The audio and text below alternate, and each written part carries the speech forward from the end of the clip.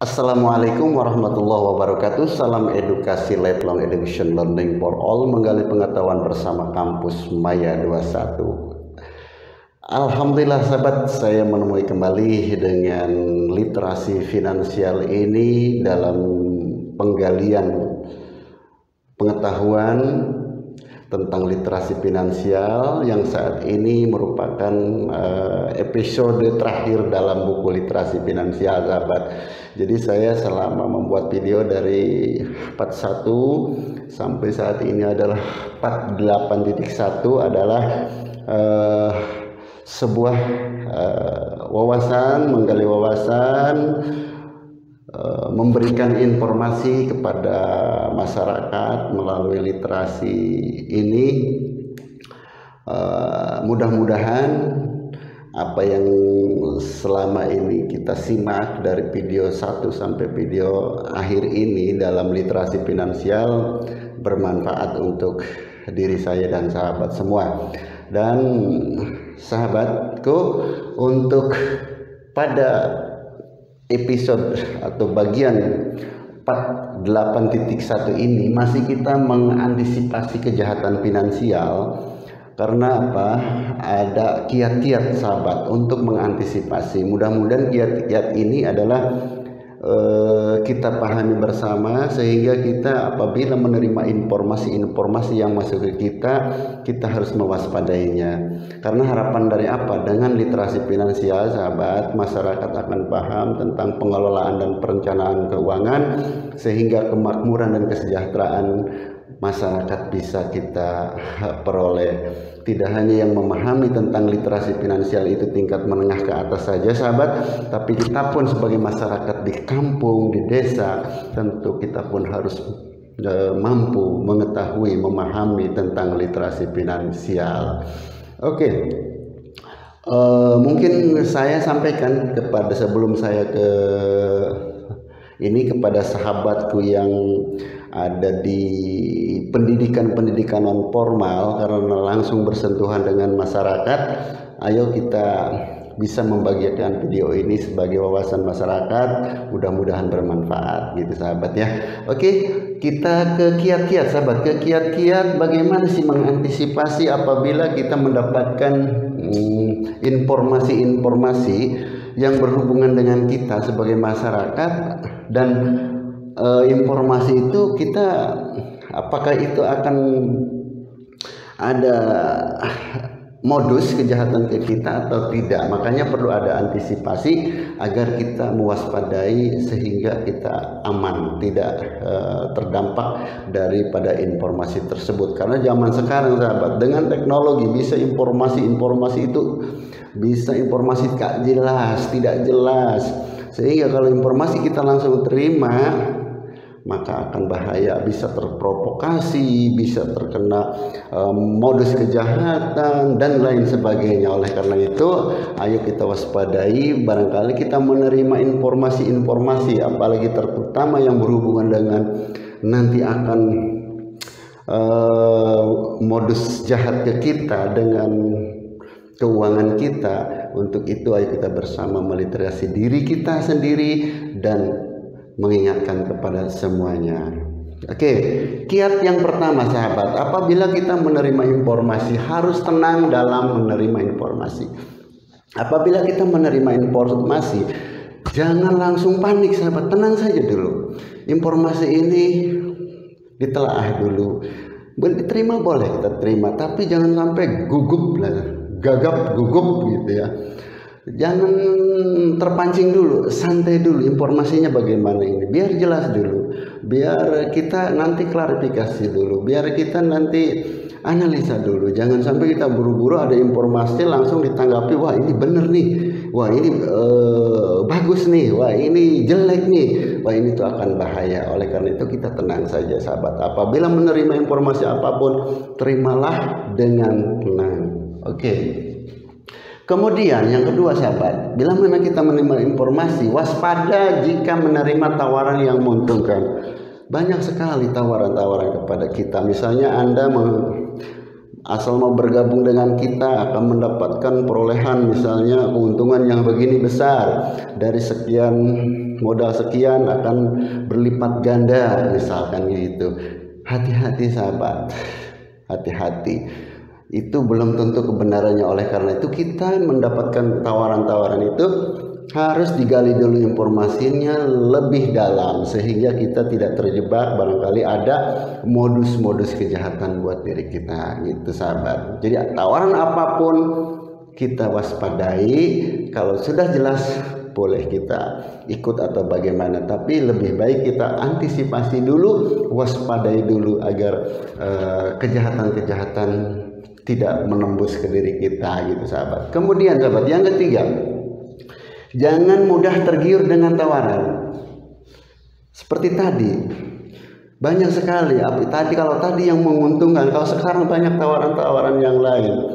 Misalnya selain tawaran keuntungan, tawaran-tawaran kerjaan misalnya Anda akan bekerja di suatu tempat asal mengeluarkan uang sekian, itu pun harus hati-hati sahabat.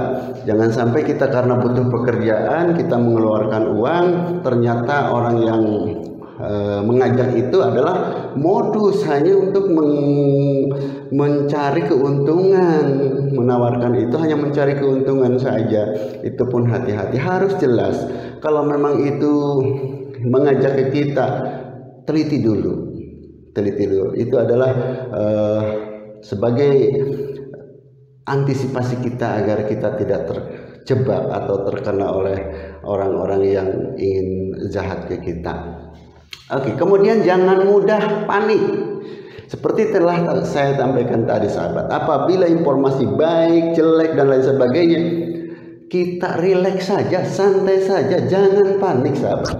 Kalau panik itu membuat gampang atau mudah kita terjebak. Oleh karena itu sahabat, apabila ada informasi yang masuk ke kita, tolong jangan panik, karena bisa timbul apa? Seperti tadi, misal dari telepon dari video yang kemarin,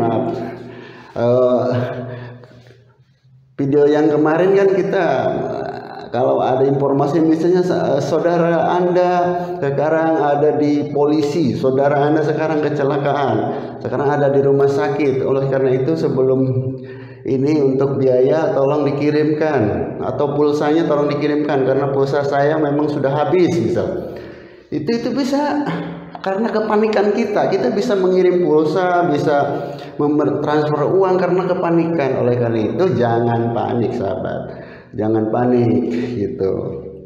Kemudian sahabat, selanjutnya tidak terpancing memberi info pribadi. Nah, banyak misalnya kita tidak sadar ada orang bertanya kepada kita, data-data pribadi kita informasikan. Ternyata memang dengan zaman teknologi ini, dengan zaman yang sudah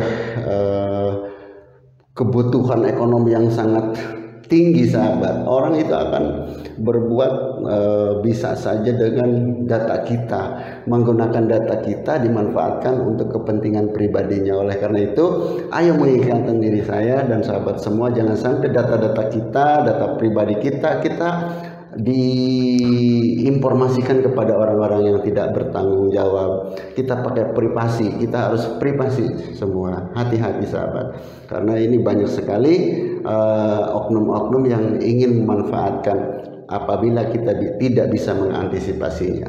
Oke, kemudian sahabat, selidiki si pemberi informasi. Apabila sahabat menerima informasi baik itu tawaran kerja, baik itu usaha atau apapun, sahabat harus hati-hati. Jangan sampai si pemberi informasi itu pakai bahasa katanya, kata si anu gitu ya.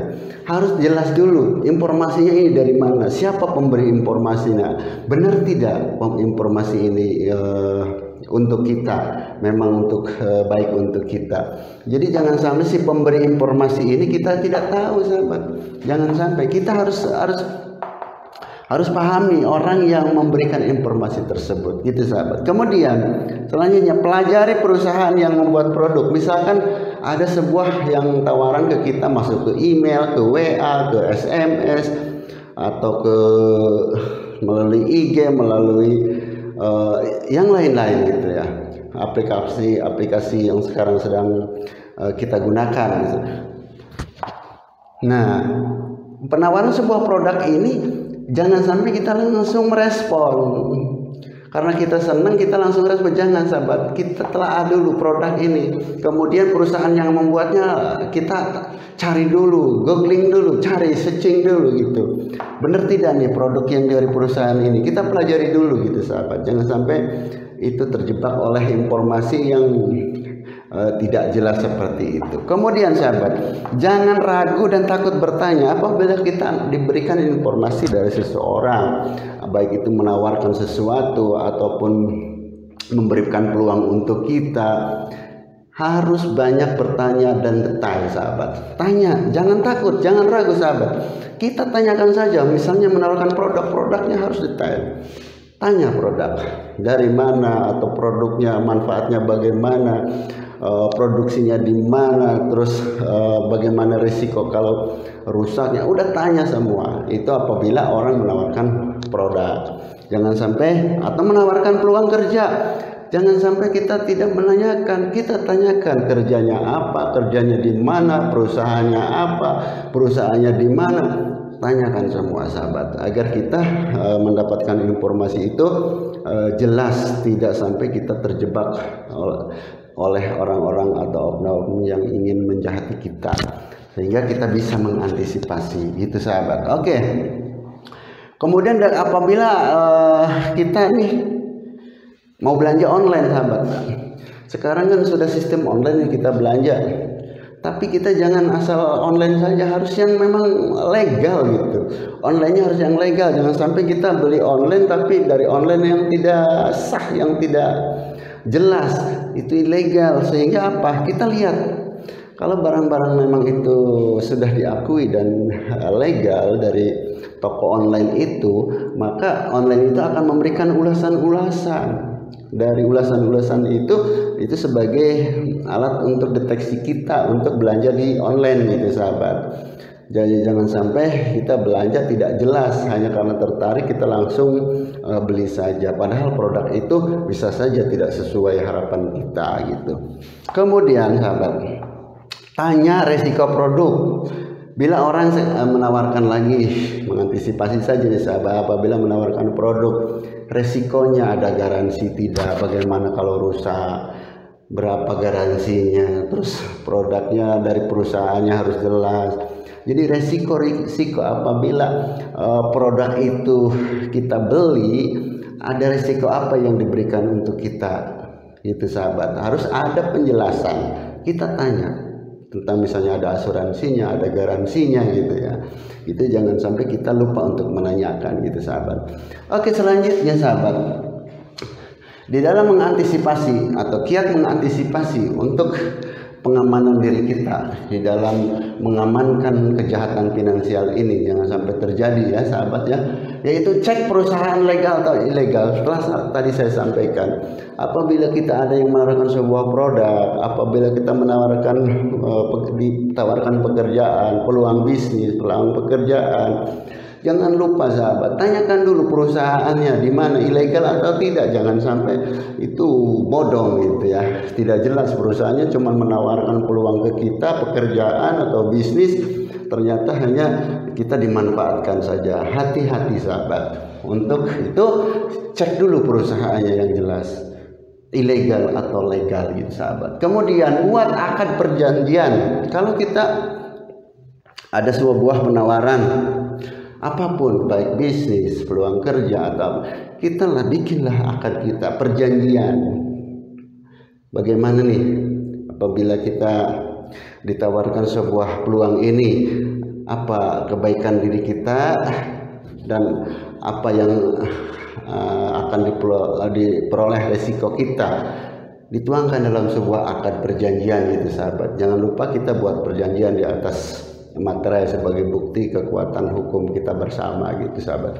Kemudian jangan lupa sahabat, yang terakhir, mengantisipasi untuk kejahatan finansial ini kita di dalam literasi finansial sahabat. Yang terakhir, dokumentasi. Jadi didokumentasikan, baik itu dengan dipoto atau video, dengan dipoto atau video direkam gitu sahabat ya. Itu adalah alat antisipasi yang harus kita siapkan agar kejahatan tidak kita peroleh gitu, atau kita terhindar dari kejahatan gitu sahabat.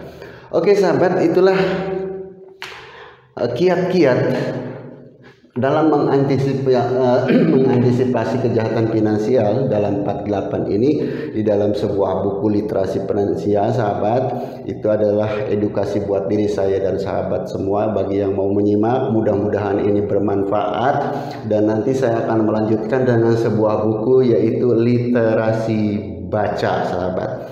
Jadi bagaimana pentingkah kita membaca, nanti kita bicarakan di literasi baca. Mudah-mudahan dalam buku literasi finansial ini bermanfaat untuk diri saya dan sahabat semua.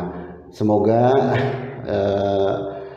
ini menjadi sebuah informasi bagi masyarakat, dan tidak hanya dari menengah ke atas, tapi ini literasi ini bagi masyarakat yang ada di desa-desa, di kampung-kampung. Maka oleh karena itu sahabat-sahabat yang menyimak video ini, ayo kita bagi bersama-sama untuk masyarakat bahwa penting kita mengantisipasi, penting kita memiliki literasi di dalam keuangan, di dalam finansial, sehingga perencanaan, penggunaan dalam keuangan kita akan tertib, teratur, sehingga kita menjadi orang yang bahagia, tidak timpang di dalam ekonomi kita. Terima kasih, mudah-mudahan video-video yang saya buat bermanfaat.